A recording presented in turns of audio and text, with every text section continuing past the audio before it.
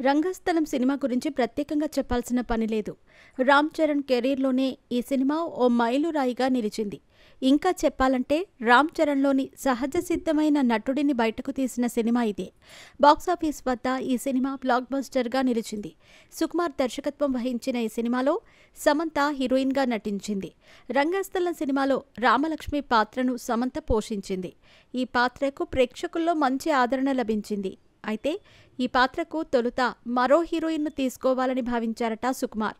ఆ హీరోయిన్ మరెవరో కాదు, అనుపమ పరమేశ్వరన్. ఈ విషయాన్ని స్వయంగా సుకుమార్ ఓ వేదికపై వెల్లడించారు. రంగస్థలం సినిమా కోసం తొలుత అనుపమ పరమేశ్వరన్ను ఆడిషన్కి పిలిచారట సుకుమార్.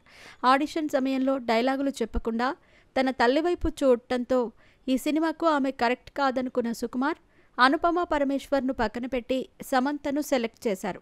పైగా ఈ సినిమాలో టీ గ్లామర్ రోల్ చేయటంతో పాటు గేదెలను కడుగుతూ కొన్ని సన్నివేశాల్లో కనిపించాలని చెప్పటంతో భయపడిపోయిన అనుపమ ఆ సినిమా నుంచి తప్పుకున్నారట. ఇలా అనుపమ పరమేశ్వరన్ నటించాల్సిన సినిమాలో సమంత నటించి బ్లాక్ బస్టర్ హిట్ని తన ఖాతాలో వేసుకుంది.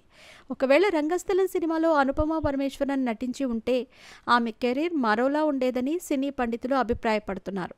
ఇక రామలక్ష్మి పాత్రలో సమంత అద్భుతంగా నటించింది. ఈ పాత్ర ద్వారా సమంత తన నటనతో అందరినీ ఆకట్టుకుంది. ఈ సినిమాలో రామలక్ష్మి పాత్ర చిట్టిబాబు ప్రేమికురాలుగా చూపించబడింది. సినిమాలో రామలక్ష్మి పాత్రకు చాలా ప్రాధాన్యత ఉంది. ఈ పాత్ర కథను మలుపు తిప్పే విధంగా ఉంటుంది. సమంత తన సహజ నటనతో రామలక్ష్మి పాత్రకు జీవం పోసింది.